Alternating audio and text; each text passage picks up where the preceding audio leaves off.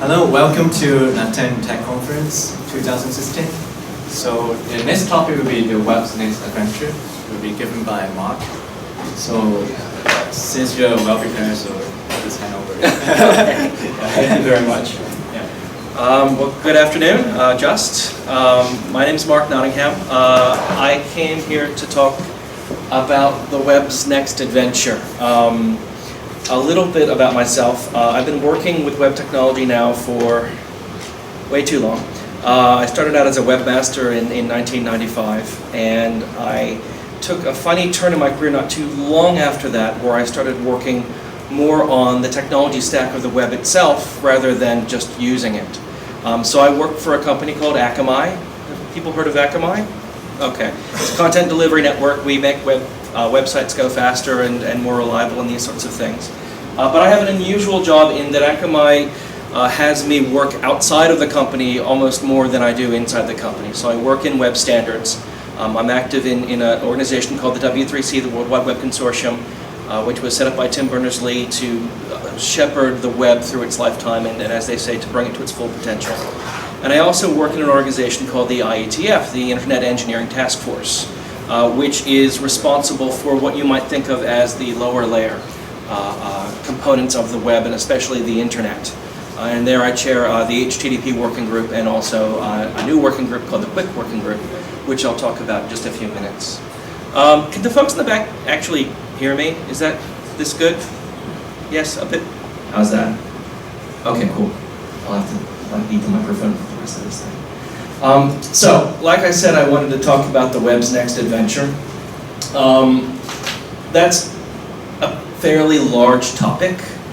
There's a lot going on and a lot to talk about there. So I wanted to narrow it down and talk about something a little bit easier first, which is, what is the web? All right, maybe not a smaller topic, but I think it's important. It's important for context. It's important to understand why we are trying to push the web forward and what we're doing this for, why the web is special. And so, you can think of the web as a very literal technical stack, which is, the core of the web is a set of formats, HTML and CSS especially, protocols, primarily HTTP, and finally identifiers, URLs, things that you can point to things with and dereference and fetch something using those protocols and those formats. More recently, there's kind of a fourth pillar that's been added or recognized as part of the web, which is mobile code, being able to ship around formats that are executed on the other side of the wire. And so the primary mechanism for that these days is JavaScript. And together, these things really are what build the web technically. When Tim first came up with the web, his emphasis was on the web as an information space. So he envisioned it as a global information space that we can reference anything in, fetch data, interact with things just by using URLs. So that URL component of the web architecture is critical, and a lot of people say it is the most important part of the web, the ability to link to things, the ability to name things uniquely. URLs are a really good trick. And as we've gone on, that view of the web as an information space has held. It's an important thing. As a matter of fact, when Tim took the web to the IETF originally for standardization, URLs now, we say they're uniform resource locators. When he proposed it, the U stood for universal. It was really, there will be only one way to do this. That's how critical URLs are to the web. For various reasons, people in the IETF didn't agree with that, and so they made him use uniform, but that's just a little bit of history.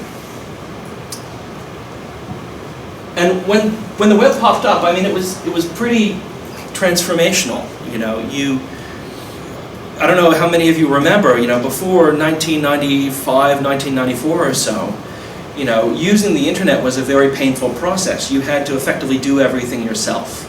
You had to figure out, well, do I have a TCP stack, and how do I find the data that I want, and then how do I actually fetch the data I want and interact with it? How do I decode it? Character encoding was an issue. Transport protocols were an issue. It was really just rubbing sticks together, and the web changed all of that. Today, we're seeing a similar thing in the Internet of Things space, where we're just learning how to do things in IoT, and there are there's a lot of pain and anguish and uncertainty around how IoT is going to work. Well, before the web really took off, that's how the entire internet was. You know, it was really hard. Who remembers the internet before the web? I'm just curious as to how old I feel. I feel really old now. Okay, good.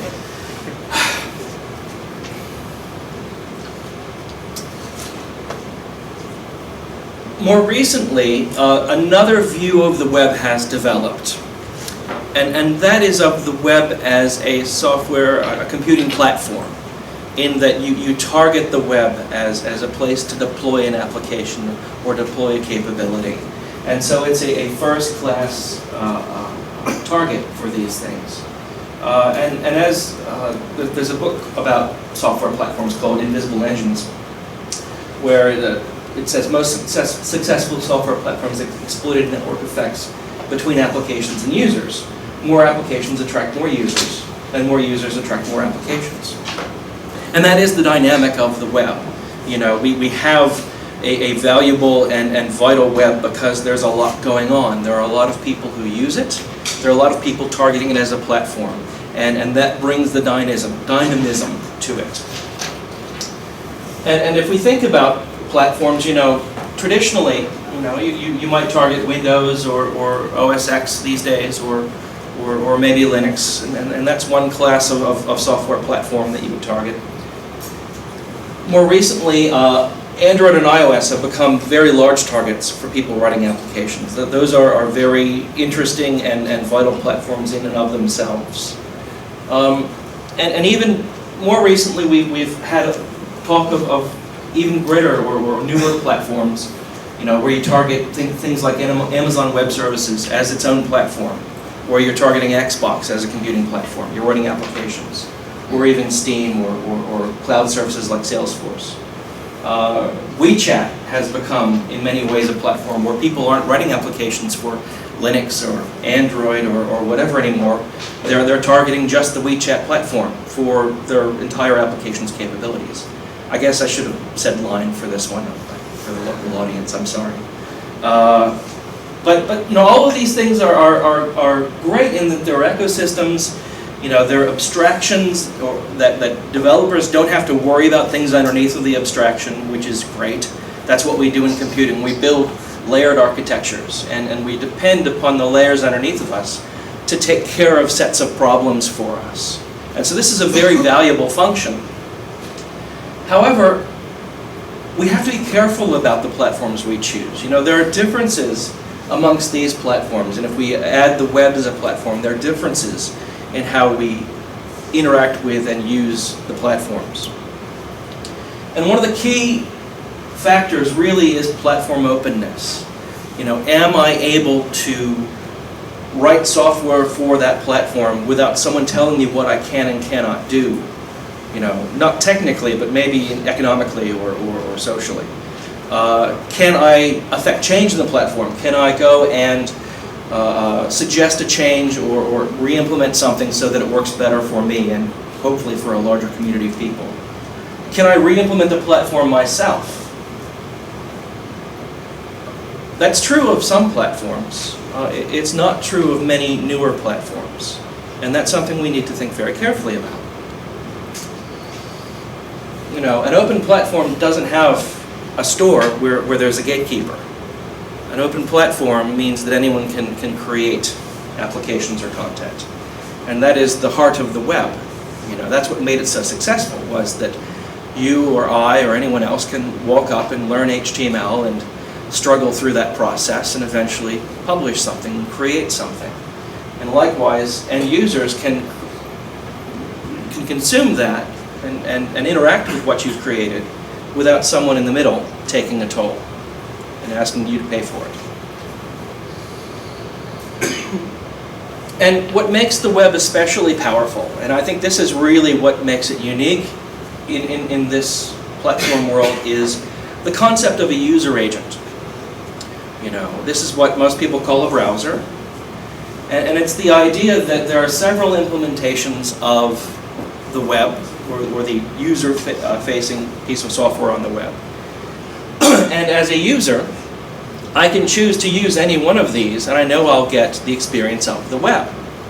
And so that creates a very interesting situation where all of these user agents are competing amongst themselves to make sure that they can get as many users as possible and serve their needs.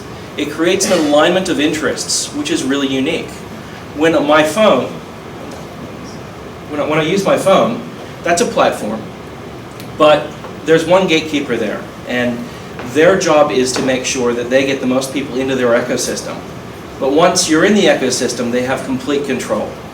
Now that has a lot of good attributes, but it also means that there's a natural balance of interests there. And I think people who advocate for the web would argue that having this level of choice is a great thing for the ecosystem in the long run. It creates a lot of complexity.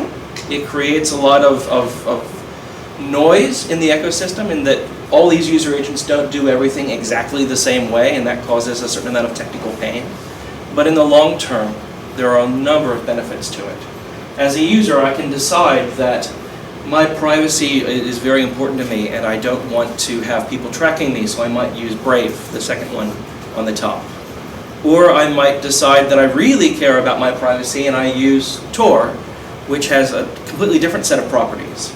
But it still is using the abstractions and the specifications of the web to deliver that to me. Or I might want to use, Firefox or Yandex browser or any of the rest. If I'm a user in a market where connectivity is really bad, and I want a more performant and reliable web, I might choose to use UC browser, the middle one up here, the little squirrel, the orange squirrel. Who's aware of UC browser? Okay, so UC browser is a really interesting thing. When you use UC browser, your phone, it's a mobile web client, will connect not to the web server you're going to, it connects to UC browser servers. And so when I request a web page, their servers will request all the assets, paginate it, render the HTML, and then send a very compact representation of that to the phone. And the phone just blets it up onto the screen. And so it gives you a much more efficient way to interact with the servers. You're getting caching in there, you're getting remote rendering and lots of other stuff, especially for low-power devices. However, when you use UC browser, the server sees everything you do. And so those users are making a trade-off. They're making a trade-off of their privacy versus performance. And that's something that is within the scope of the web. You're allowed to make trade-offs like that, as long as they're informed, of course. UC browser is an interesting one because it is not only in what we call a split browser where that rendering is happening on the server, it's also owned by a Chinese company. And so that has certain interesting aspects as well. But no judgment. It's part of the web. So, what makes the web special? We have open specification, no single gatekeeper to the process. We have multiple implementations, and anyone can create or consume for the platform. And most importantly, we have this situation where the web browsers are under a set of constraints in their behavior, and they are incented very strongly to represent their end users' interests, because the end users can choose to use another browser. And that's a great dynamic to have. And the publishers on the web are incented to work with the browsers in the long run to give the best user experience. It's not a perfect alignment, but it does work really well so far. And when I think about, the web as a platform, it's one way to look at it is not as a competitor. And I think this is part of the journey that the web community has gone through where, for a long time we thought, web has to compete with native apps on iOS or Android. But maybe another way to look at the web is more as something akin to POSIX. Are people familiar with what POSIX is? Show of hands? Okay, a few folks. So POSIX is the standard that Unix is based on, or is evolved from Unix. So when you use Linux or you use NetBSD or any other version of Unix, including OS X, which is Darwin, which is a POSIX-ish system, it conforms to the specifications of POSIX for things like C APIs and how the system works and things. And so the web is more like that. We have multiple implementations. We have a set of open specifications, and we have some alignment of interests and incentives, which is good. However, it's also interesting because POSIX, frankly, is pretty boring these days. Nobody says, you know, what's exciting in POSIX, and no one gets invited to conferences to say, what's the next adventure for POSIX, which is a bit of a pity, but that's where we're at. But it does kind of illustrate, you know, there's a certain amount of exciting work that happened in the lifetime of the web, and we're in almost a new phase now, where the exciting stuff is happening maybe above the web in a lot of ways, and I'll talk about that a bit. You know, this is one illustration that came up recently, you know, where Linux celebrated its 25th anniversary, and the response of many people was that's great, but you know, Linux is a very low-level abstraction that's not terribly exciting anymore. We need something higher level that, you know, provides more value to the applications we want to write. And that's fine in a lot of ways because, you know, as I said before, when we build abstractions, we build layered abstractions so that we can consolidate what we've learned as a community, build on top of that without having to think about the nasty stuff below it, and then move upwards, layer by layer. And so now there's, you know, there are efforts to build platforms on top of the web. For a while, people were trying to build things like Flash and Silverlight. Those seem to be in regression now because of an effort around HTML5. You know, HTML5 in many ways can be seen as an effort to have a standards-based response to the capabilities of Flash. You have Canvas, you have animations, you have all these things that make it not so necessary to use Flash anymore. Video as well. Silverlight, well, that never really took off except in a few places, so ignore that for now. More recently, however, we have other efforts to build new platforms on top of the web. So there's, for example, AMP, Accelerated Mobile Pages, which is an effort by Google and Twitter and a few other folks, primarily Google, to abstract out, you know, how you build a web page using web components so that you don't have to worry about performance as much or user experience. As long as you stay inside of the sandbox of AMP, you know that you'll have a very fast, responsive web page. However, AMP pages in common deployment are served, for example, through a Google domain. So as a publisher, you create your AMP page and know that it's going to be served through a proxy on Google, and Google gets to have the hit and understand the user's context and get all the cookies, for example. That's a little concerning because it's a bottleneck. Again, it's not open. It's shoving all of, or funneling all of the power of the web through one party. Maybe not so great. Apple News, very much the same sort of thing. They're creating a profile of the web to combat some of the bad effects of it and to create a platform on top. And the last one is Facebook Instant. Again, another new publishing format based on the web. Their logo is very, very similar to that of AMP, which is interesting, I guess, from a design perspective. But all of these folks are doing this because the web has become a complex place to develop upon. It's very easy to have a bad user experience or bad performance. And that's something that we are trying to address. I'll get to that a little more later on. So this is a slide from one of the folks at The Verge, which is a very large website. Used to be a large website, I guess. They do other things now. You can see that in Q3 of 2015, the predominant mode of access was traditional website page views via laser over here. And they did a few other things on top of that. But when AMP came out, they saw tremendous growth in the page views on AMP. That's actually blown up a lot more since then, I think. And in addition, they're also delivering by Google Newsstand, Facebook Instant, Apple News, Facebook videos. A lot of videos now going through Facebook, and that's Facebook as well. And so you can see that a lot of the stuff that originally would have just, as a publisher, you just would have served through your website. You're not using your website anymore, you're using other third-party services. And that's because these third parties have done some of the work. in terms of making the web easier to publish for, but also consolidating data about the end users, or providing a community of people to interact with. And so these platforms are now competing directly with the web. So before I talk about specifically what's going on and what the next adventures for the web are, the overall goal is to keep the web as a viable platform that can compete with what happens out there. It's not so much that we do it just because it's the web and it's good, but because it's an open platform. And that has a lot of fantastic attributes that frankly are pretty rare. It's much easier to go out and innovate and create a closed ecosystem and a closed platform. And we see many, many examples of that.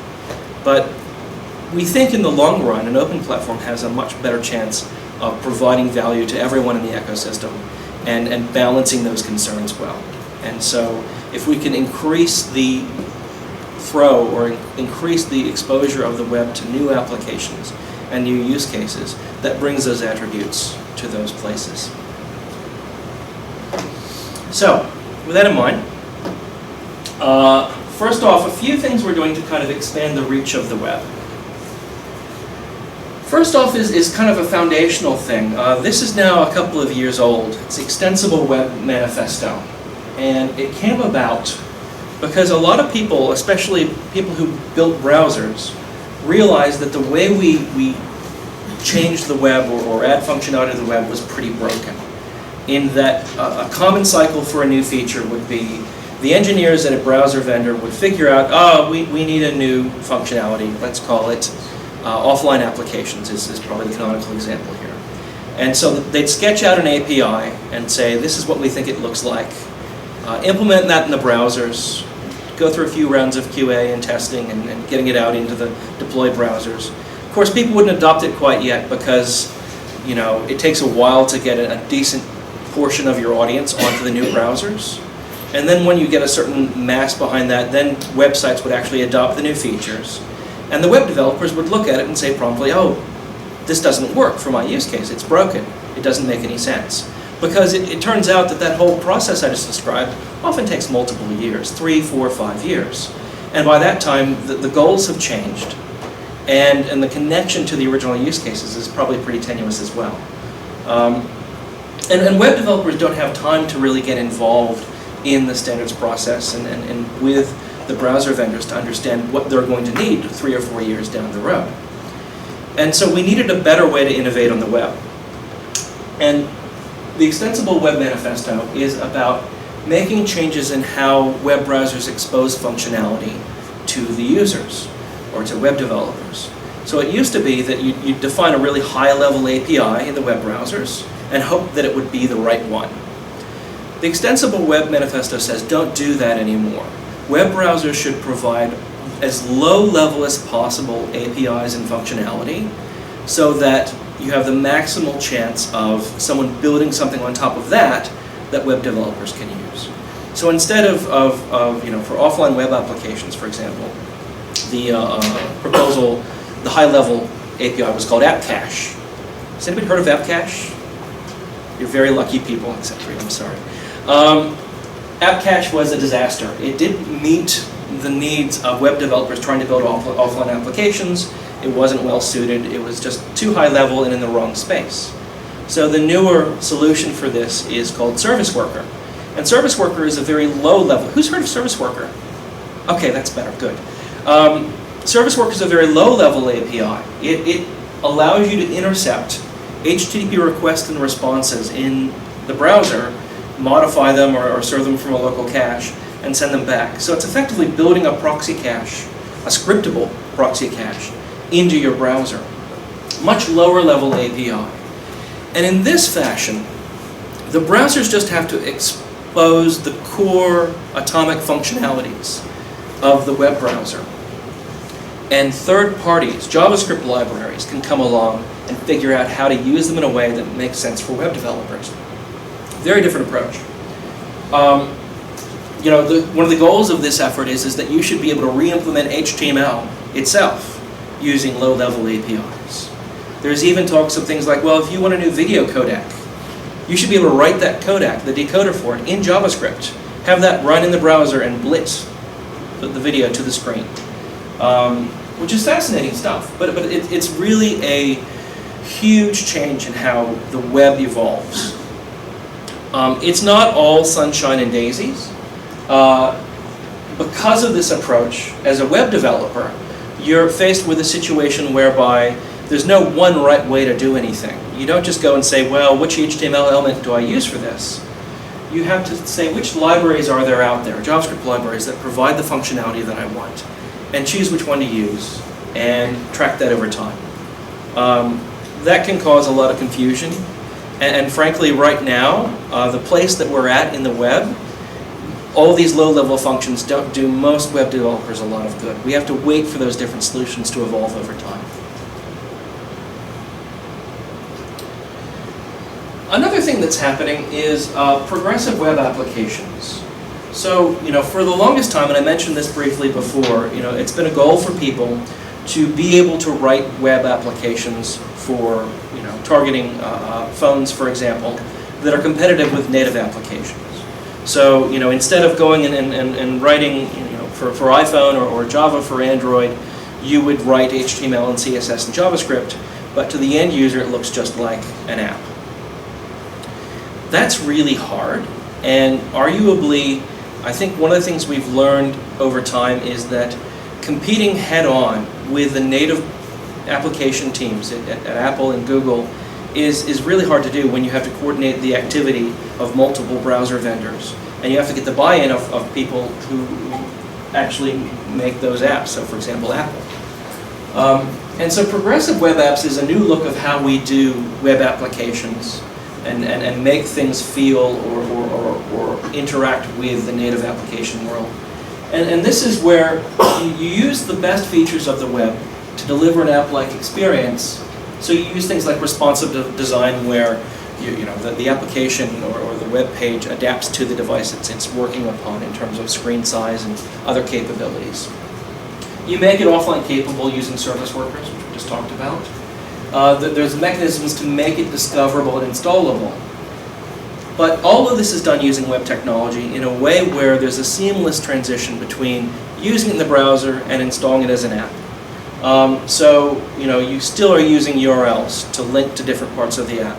And if I go and I discover a web page that I want to interact with, and it's a progressive web app, I can seamlessly install that onto my home screen onto my device, and it just works. And it's using the web assets that I've already downloaded to interact with it as a website. This is a big vision, especially for the Google Chrome team. They are pushing this very hard right now as the approach to web apps. There's some buy-in from Microsoft as well. On the downside, to make things work in the mobile ecosystem, you also need buy-in from these folks. The little Apple device, oh, I said the name. And that's so far not forthcoming. So it's not we're not quite sure where progressive web apps are going to end up. But it is exciting stuff. It's a nice new way to look at how we build web applications. Another big development recently is peer-to-peer web. So WebRTC, now we are not only just interacting with servers, we're interacting with peer devices. And this is for video, audio, and data. And the last one is perhaps the most interesting. WebRTC Data Channel allows you to do peer-to-peer data. And so you use the web server that you're talking to download the JavaScript and the UX. But once you've done that and you discover a peer, then you can interact directly with them. So if we have 10 people in the room on a WebRTC video conference or with a WebRTC game, their computers are talking directly to each other. This is exciting in that video conferencing or customer support or lots of other use cases can now use the web to deliver their applications. And right now it's in Chrome, Firefox, and Edge, which is the new version of IE. Again, Apple has not bought into this yet. Web payments, to me, is one of the most interesting things happening in the web right now. We've built this web where for better or worse, advertising is the major model for revenue for most websites. And that has, a lot of impacts, positive and negative. I can go to a website and get content for free, except, monetarily it's free. In terms of my privacy, it may not be, and maybe I don't like being tracked everywhere. So, people have noticed having a payments ecosystem has made other platforms really attractive. Making it easy to pay for something is really key for things like iOS and Android and other platforms. And it's not that we want to create a store experience for the web, but we do want to make payments easier. I go and I talk to very large publishing companies, news publications, other publishing companies. They're very frustrated by the advertising ecosystem right now because it's very inefficient. A lot of the money goes to the advertising companies, not to the publishers. And also they feel like they're fighting a losing battle with ad blockers. A lot of users around the world now are, in some countries, the majority of users are using ad blockers because ads have such a huge performance impact and privacy impact. And so being able to have much easier payment flows might give us another option to making websites viable. And I think that in the environment we're in, this is really important. So the Web Payments Working Group in the W3C is working on flows for payments. They're working on browser APIs and message formats. It's still very early days, but they have all the major browsers there participating in earnest.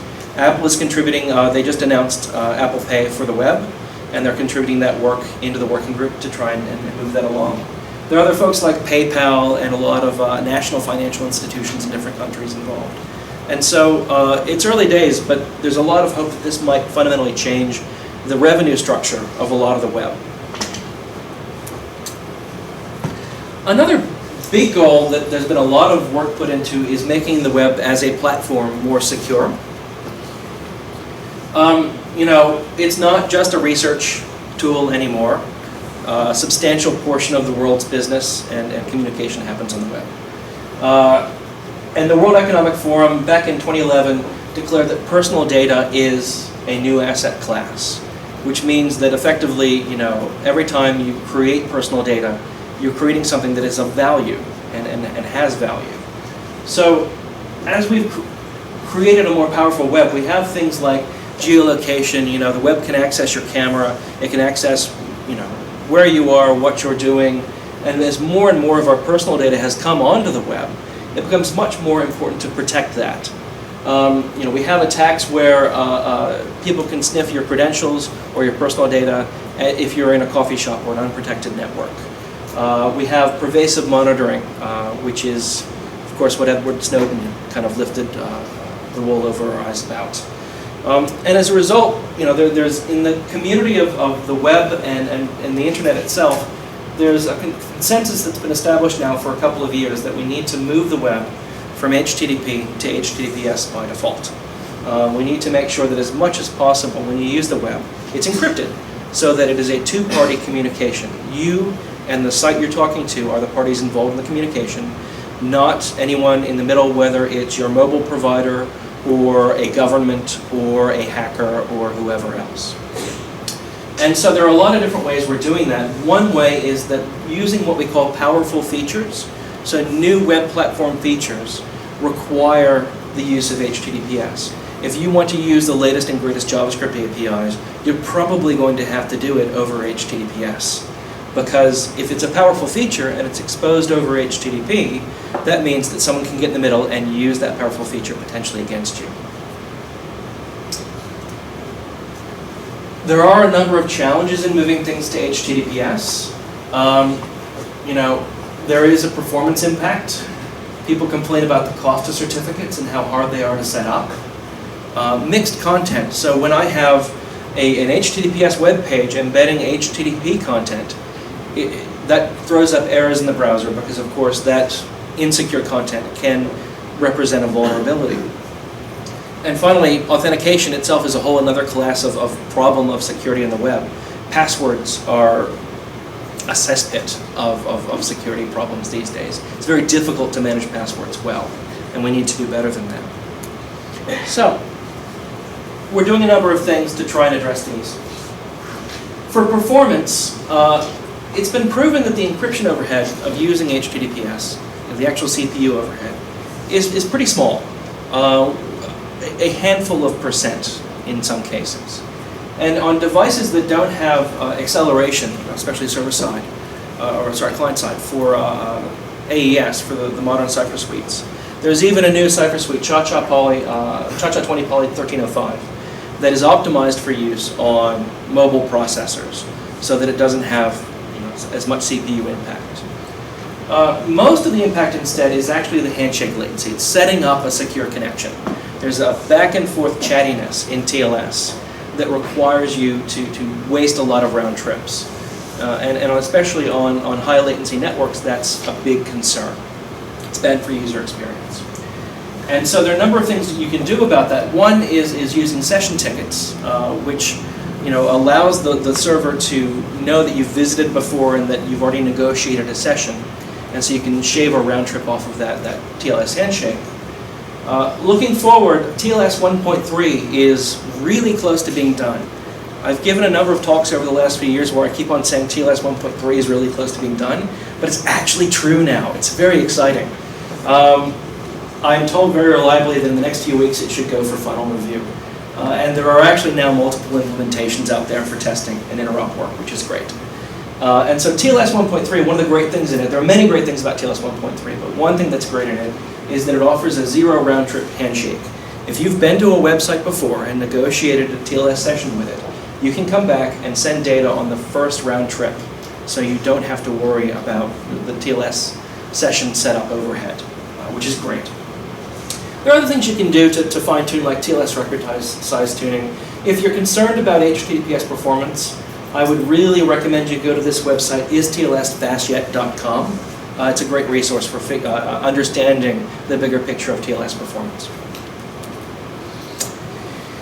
There are a number of people who have complaints about certificates and the public key infrastructure for verifying that the website that you're talking to is actually who it says it is. I am not going to defend PKI.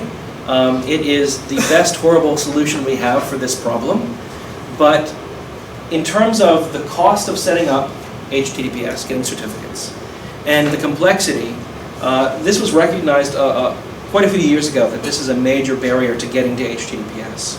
And so Mozilla and the EFF and a bunch of other folks, now there's a very long list of companies who are sponsoring an effort called Let's Encrypt. Let's Encrypt is a certificate authority that gives away certificates for free. So the cost part is taken out of the equation. Anyone can get a certificate for free now. And it's they have a cross-signed, not a root cert, but an intermediate cert from CAs that are in almost every browser. The coverage is very good. More importantly, I think, and what doesn't get as much headline as the cost is they're working really hard to make certificates easier to use. So there's a new protocol called ACME, which allows you to automatically request certificates from the CA and update your certs, and integrate that into your workflow so that updating certificates can become very routine. It's very automated. Potentially the goal is that when you deploy a new web server, you just tick a box or do one configuration line that says, yes, I want HTTPS, and it takes care of all the management of the certificates for you, which is a huge difference from the current experience of getting a certificate for most people. And so that's great.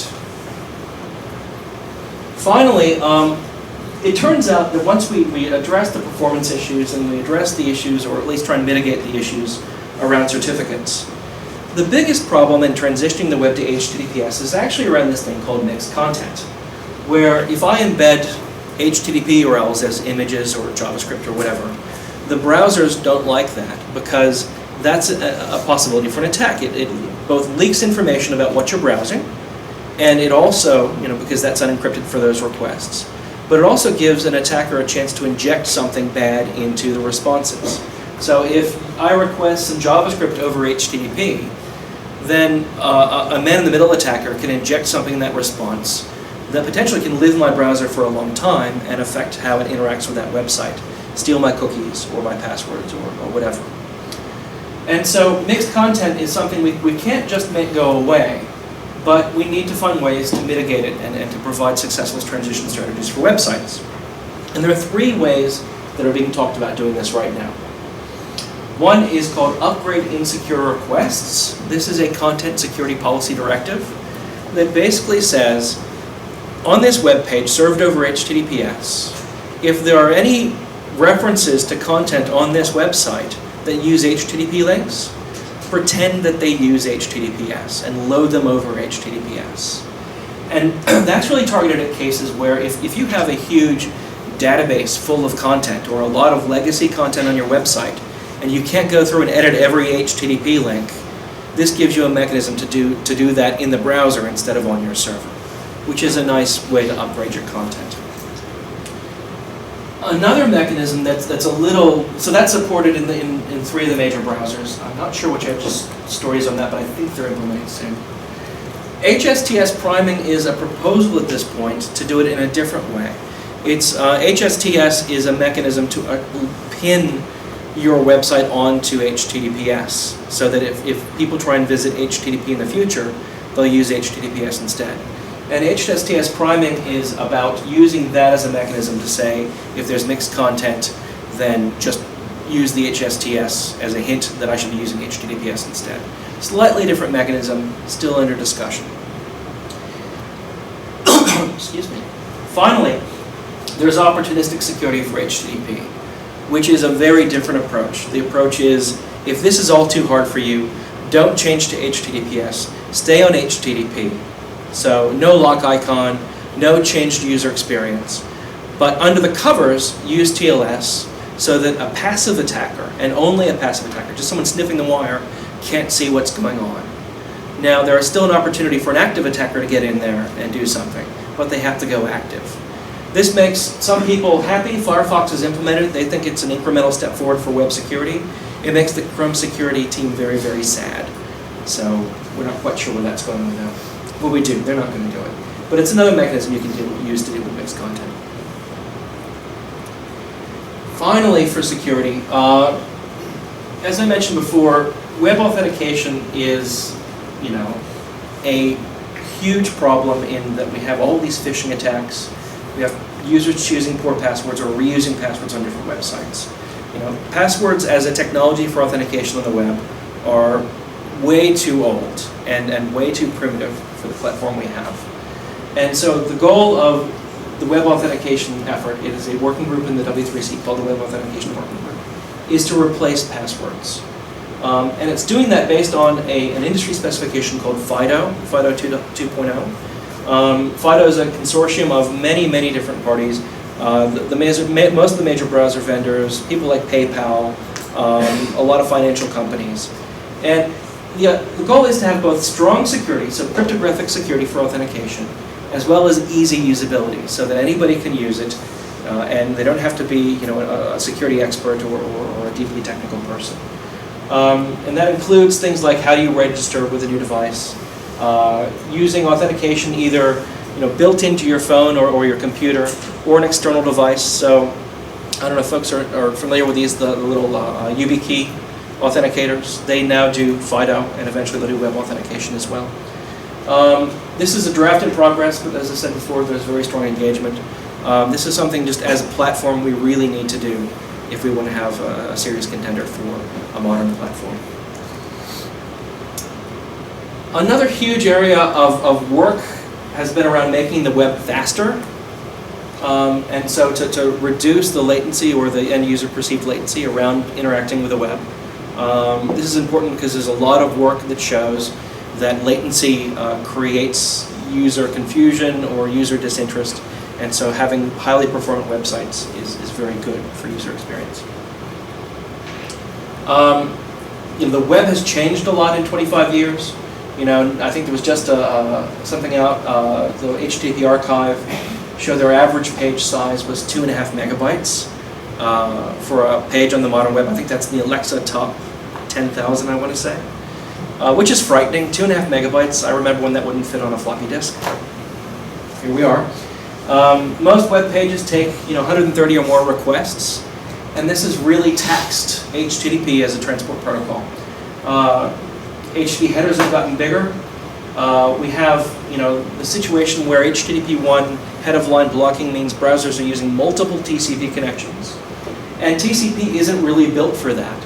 Having lots of open connections at the same time means that congestion control becomes an issue, and it's actually really suboptimal for network performance. So HTTP2 was an effort to fix that, where we use multiplexing so that you can have multiple requests in flight on a connection at the same time. You don't have head-of-line blocking anymore. And that means you can just use one connection for a page load per origin, which is great. We have header compression, so we can press down all those request headers. It used to be in HTTP1, if you were loading those 130 or 140 assets, and you have a lot of cookies and refers and things like that, it could take many round trips just to get those things out over the wire, especially if you're on a mobile network. With HTTP2, there's header compression. You can compress those all down into just a couple of packets, which is, again, great for performance. Finally, we have this thing called server push, where it allows the server to proactively push things into the client's cache effectively. And so if you can anticipate what you're going to need, you can send it without the request happening yet. HTTP2 is now supported in more than 75% of the browser market. All the major browsers have it. All the Blink-based browsers have it, which means not only Chrome, but things like Yandex and Opera have it as well. I have time to do it now? Oh, I'm really running out of time. I guess I won't do it now. Okay. However, when we did HTTP2, once you kind of clear out all the clutter in the application protocol, you immediately discover that there's problems with the transport protocol as well. TCP itself has head-of-line blocking, and the fact that it's usually implemented or almost always implemented in the kernel means you can't really change it easily. There's a lot of deployed devices with a locked-in TCP. And so QUIC is an effort that has just started. We've just chartered an IETF working group to work on this, based on a lot of work out of, again, Google, to fix this problem and to really effectively replace TCP. To have a new transport protocol that you can build applications, including HTTP on top of. The most immediate kind of impacts it'll have are on things like web video, where YouTube showed that when they deployed QUIC, the number of rebuffering events that they had came down by half because it's much more efficient for video. It's a little bit ironic in that we spent a generation moving video on the internet away from UDP onto HTTP, and now we're moving HTTP onto UDP, but that's where we're at. QUIC also has great effects for bad connections. If you have a poorly connected device, because packet loss can be a real issue for TCP head-of-line blocking, QUIC will help out in these situations as well. So watch this space. This is something that's going to happen over the next year or two, and we'll see a lot of activity around here. So all of this adventure, all these things we're doing, adventure implies risk. It's not that it's all sunshine and daisies in the web world. There are a lot of things that are concerning folks. There was an article that came out on Medium just a couple of weeks ago, How It Feels to Learn JavaScript in 2016. Did people see this? A few people, yeah. It's an interesting article. It talks about, from a JavaScript developer experience, it is now common that you have to choose your package manager, and then maybe load another package manager, and then choose a build tool, and then a framework, and frameworks built on top of that.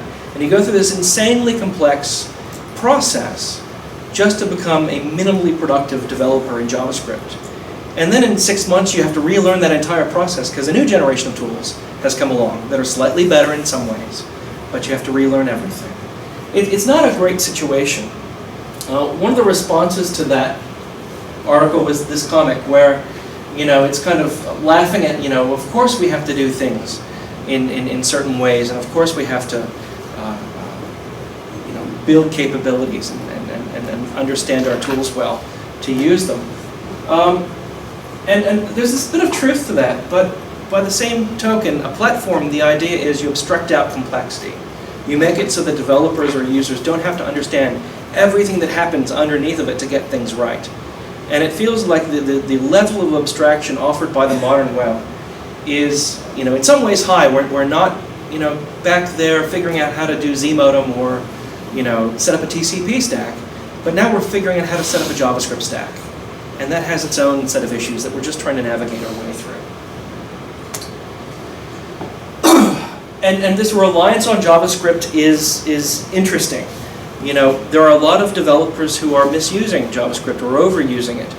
This is the start of a thread on Twitter by one of my colleagues on the W3C tag, Alex Russell, who is, you know, a strong advocate of using JavaScript to meet certain goals in the web, and he's a great evangelist for web development. But, you know, it's not that more JavaScript is necessarily good.